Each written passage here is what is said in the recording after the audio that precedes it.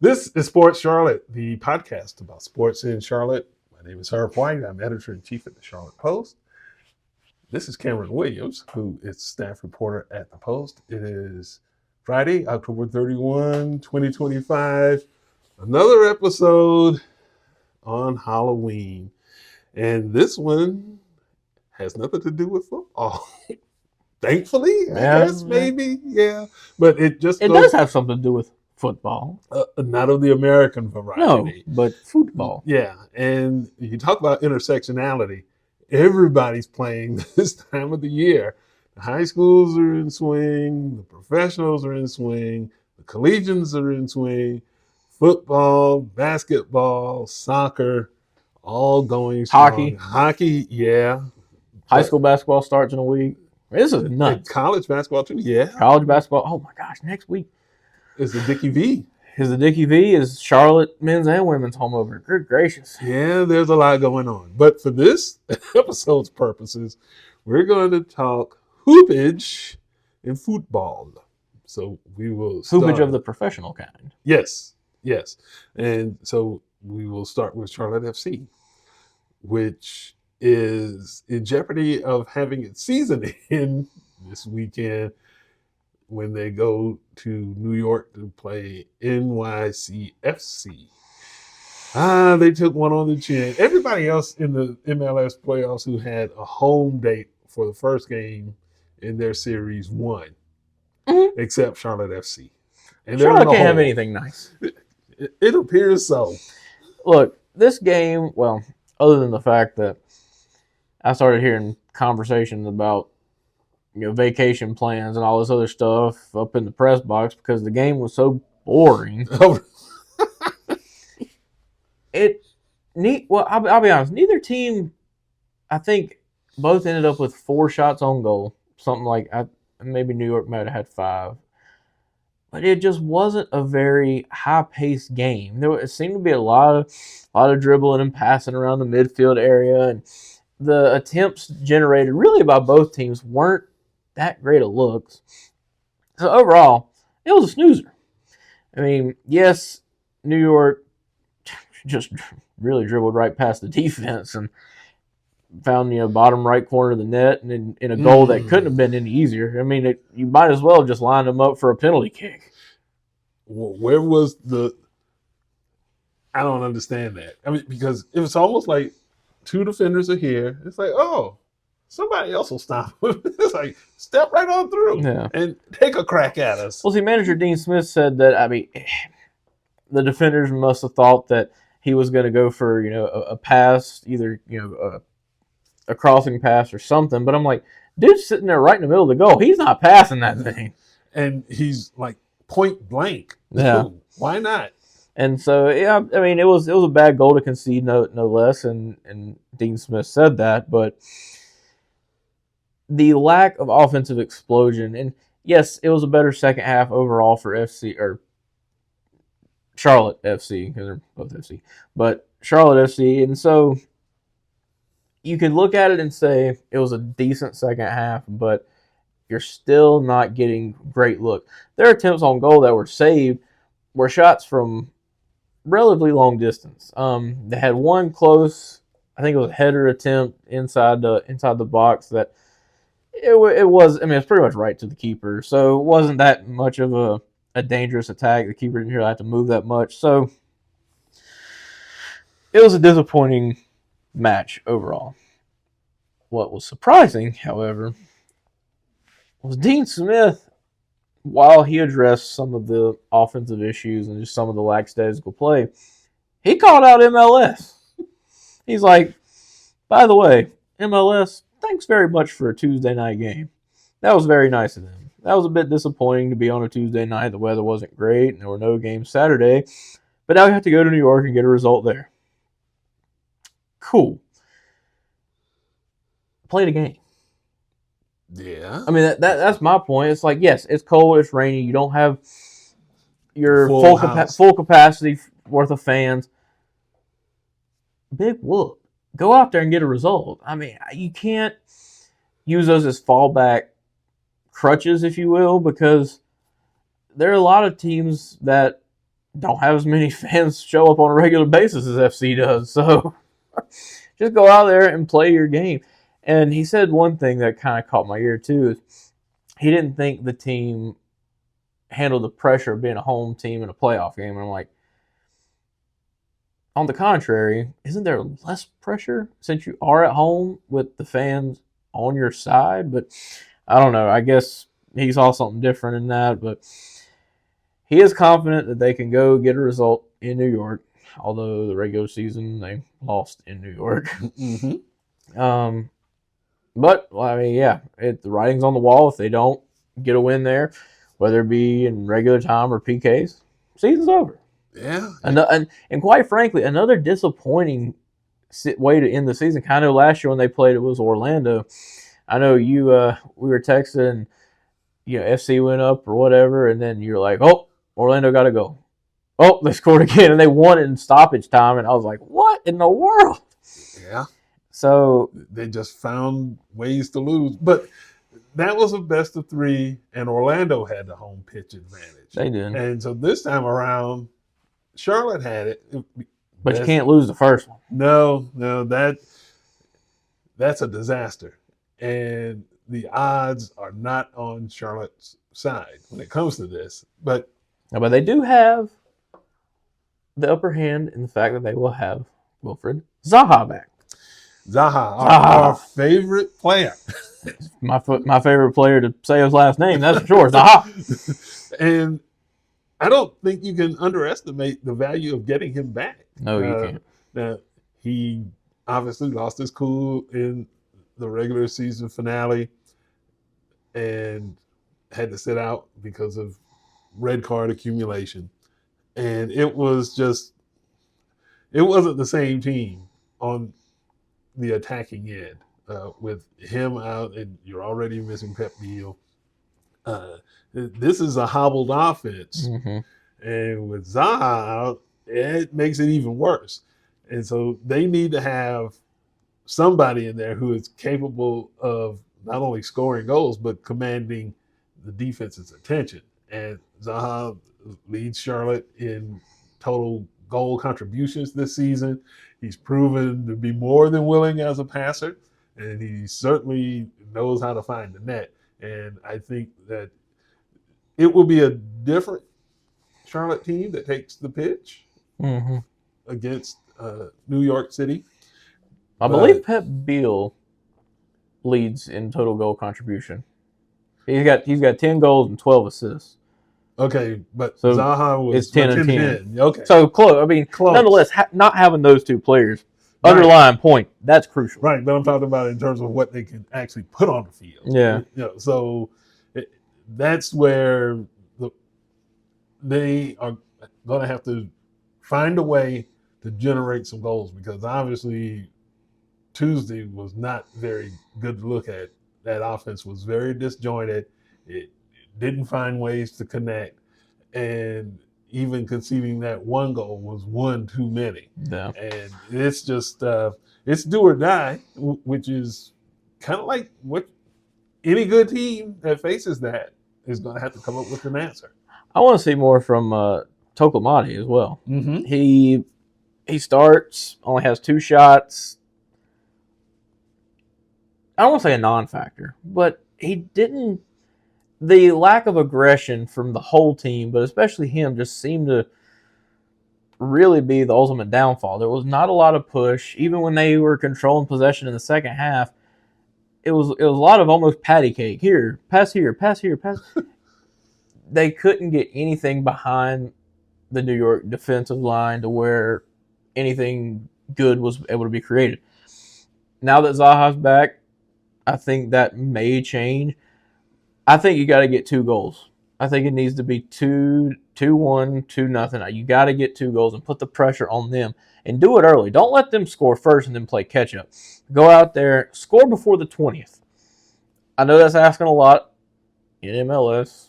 I know you call me the soccer snob. Because you are.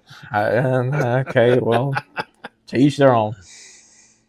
But go out there and set the tone early. Don't be sitting there at the 40th minute mark and then give up a fluky goal and playing from behind the entire second half.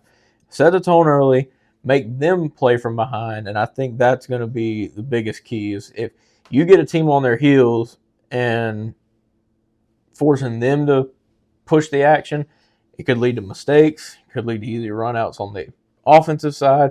They give a ball away, get it up to Zaha, and let him do his thing because coming from the EPL, he is a level above. Yeah, he's accustomed to big games. Big games, fast offense, and show him my snobbery, but Crystal Palace would beat the tar out of any MLS team. And Zaha was a really good contributor there. So, look. Mm-hmm.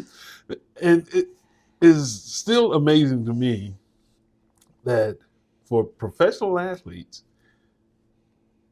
what was insinuated was that the moment was too big. Yeah, somehow. that was weird. Like, how do you figure that? I know former Post journalist, and I guess I kind of took her spot, so to speak. Co-soccer snob. Yeah, she's a snob too. I didn't know that. That's awesome. So you've had two soccer snobs up in here as staff reporters. But Ashley Mahoney, now at Axios, she asked Dean Smith that question. She's like, what do you mean not necessarily like living up to the moment and that kind of thing? And Smith went around it, or went, what am I trying to say? Went about it in a roundabout way. Good gracious, I'm struggling today. English is hard. And just said, we didn't really get out on attack well. We didn't kind of skirted around the actual question, because you say something like we didn't live up to being the home team in a playoff game, but then you can't really explain what you meant by that. Or you don't want to explain it in your most basic terms. Yeah. He could have just said we stunk. And that would have sufficed. Yeah. Call it what it is. And it's amazing how coaches will not necessarily call out their teams these days. It's a lost art. It's like you wanted to divert the attention immediately to the MLS for scheduling on a Tuesday night. Bro, you look awful out there. And New York had to play in the same conditions. And they didn't look good either. So if you give up one bad goal, they should have been able to recover from it. Do I think they'll win Saturday? Yes. Really? Okay. I think it's going to be 1-1, and they're going to get the PKs. And I think Charlotte FC is going to block 2. FC is going to miss 1, but make 4. You're having a Nostradamus moment here. Well, I can feel it. See how that I can feel it. Okay. Now, if I hit the nail on the head there, I get my P back. You sure will. Oh, yeah. Here we go. FC, sure help me.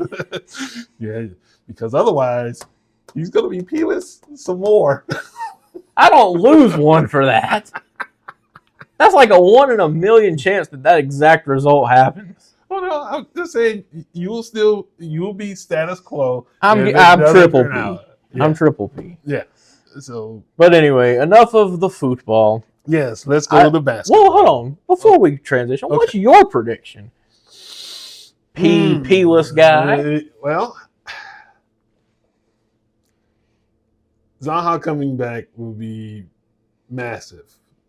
Very massive. I think Charlotte will come through, actually. 2-1, 1-1, and PK. 1-0. 1-0. Oh, God. 1-0. Oh, I'm so glad we're going to be in Fayetteville. And Zaha will come through with that goal.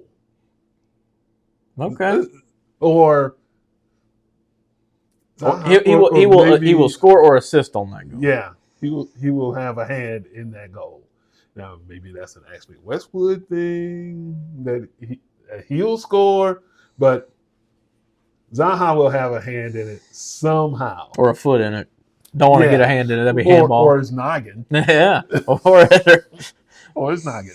But as we shift focus into hoopage, as you like to say, the Hornets are back to the Hornets.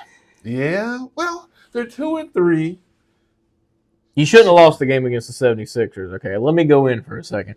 You're up late in this game. How do you squander that game away? We're talking about the Hornets, right? No, I don't care if we're talking about the Charlotte Bobcats that won 7 games. How do you lose that game? You're up by like 10 and you give up 39 points in the fourth quarter. Oh, There you go.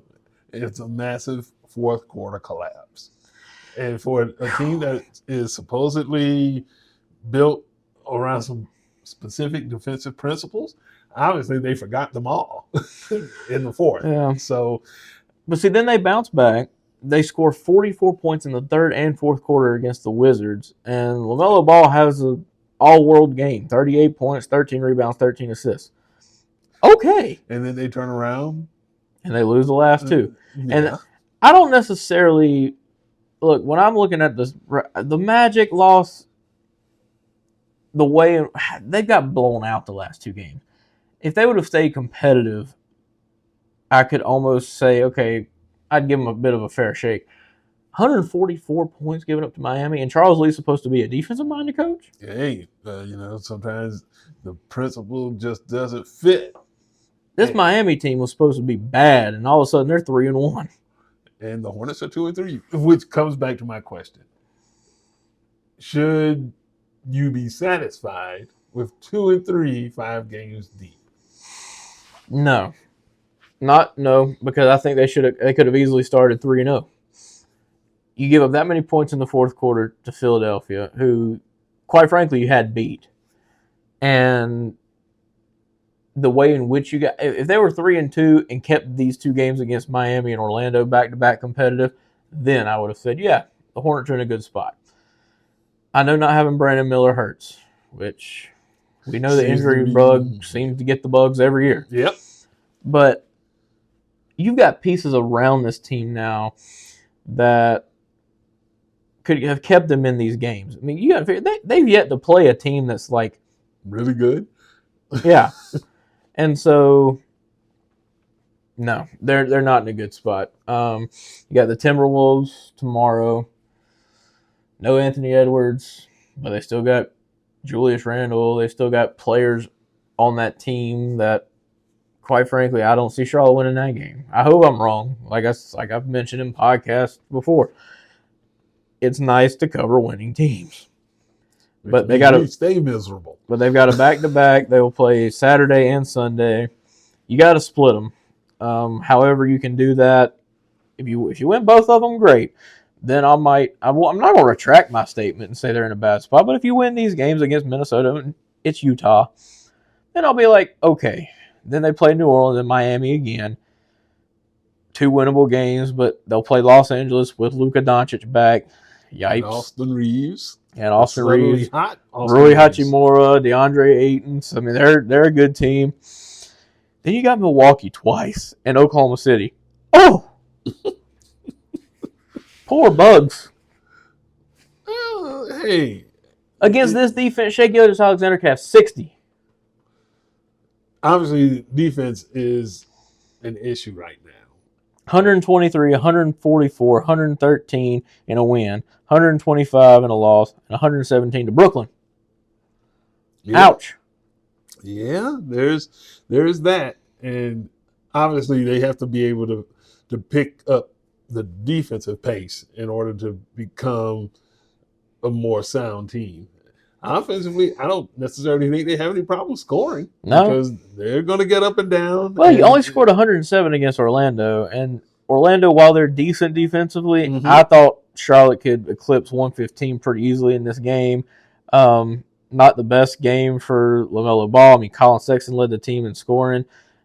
Ball had 17. Kalkbrenner had 17.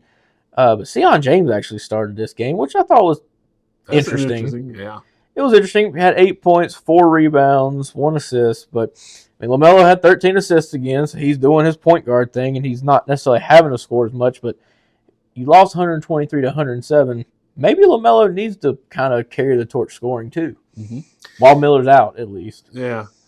Well, there are so many changes with this group. I mean, you still have that core that is injury prone, as we have come to realize. But my question is, with the new folks who are on this team, understanding that it's a small sample size of 5 games, what's the best addition so far, 5 games in? Well, it's rough to say this given that he had his worst game of the season so far last year. But Conga Nipple, that boy can shoot. And he's not just a shooter either. He plays solid defense, but he had a rough game. 5 points, 3 rebounds, and assist, and he did turn the ball over 4 times. But overall, he's had a pretty solid season. You look at his game against, I believe might have been Washington. I think he had like 20 or something, but he had 19 in the loss to Miami. Overall, I think he was probably one of the best Hornets draft picks in the last 10 plus years. Other than LaMelo. Mm-hmm. That's high praise for only 5 games. He's proven himself. I mean, I ain't gonna lie to you. When I saw the addition of Colin Sexton, I didn't think Colin was gonna start. Mm-hmm. He has proven himself as a bona fide starter in this league. I mean, especially playing on the Hornets. But I don't know what went wrong last night, but something just seemed off with him. Yeah. Now, I think Sexton is the best newcomer to this group, followed by Knipple. And I think Knipple's ceiling, we haven't seen it yet. No.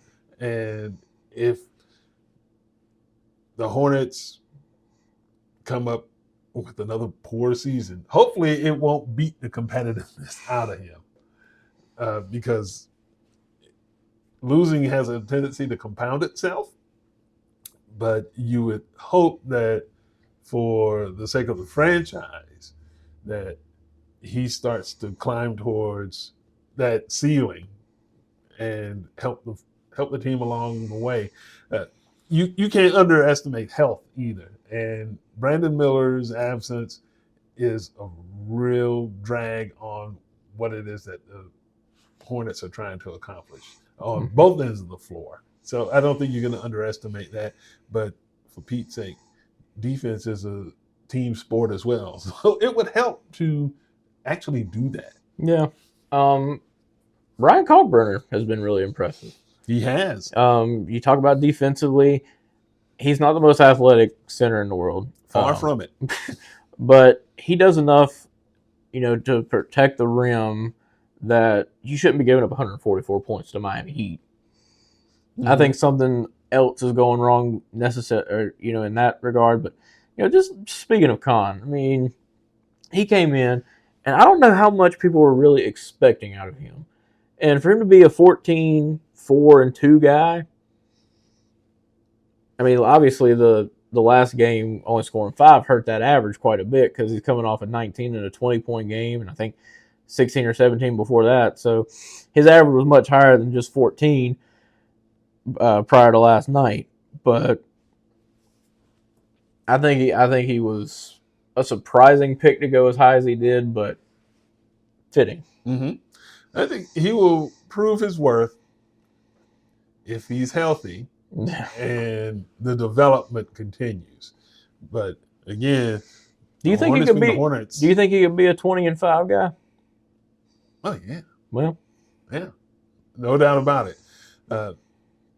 He may have to become a 20-5 guy sooner rather than later. If the defense is going to be as bad as it's been, mm-hmm. Yeah, you don't need 30 from LaMelo, 20 from Miles, 20 from Brandon, and 20 from Con to be in games. And hope for the best. And then 20 from Colin. But overall, I think this team is in an okay spot. I don't want to be the Debbie Downer because it's easy to do covering Charlotte sports. But just the way in which they've lost the last couple games and the way you gave up a massive lead to lose the Philly game, it shows signs of regression rather than progression. And the other end of that is, if you're looking for an explanation and not an excuse, it does take time to build chemistry, especially when you're talking about something like defense. And granted, basketball, just like most sports, is about outscoring the other side. But it goes a long way if you can stop people. Mhm. And the Hornets, when they need stops, they haven't been getting them of late. And that is what has translated to a 2-3 start. Yeah. I'll say this. I want to see more out of Miles Bridges. You can look at his 18.2 points and 6.5 boards and 3 assists per game and say, well, that's close. pretty good for Miles. Yeah.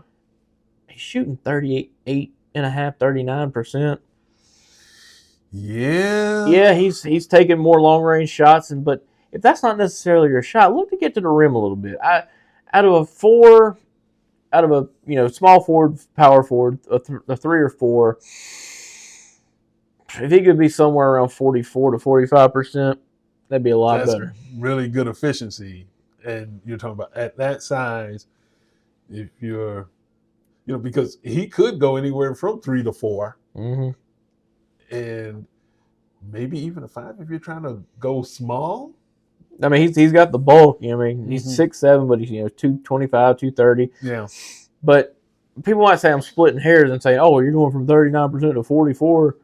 That's a big difference. Yeah, that's huge because if you're going to the hole, and Miles Bridges is pretty good getting to the hole, finishing.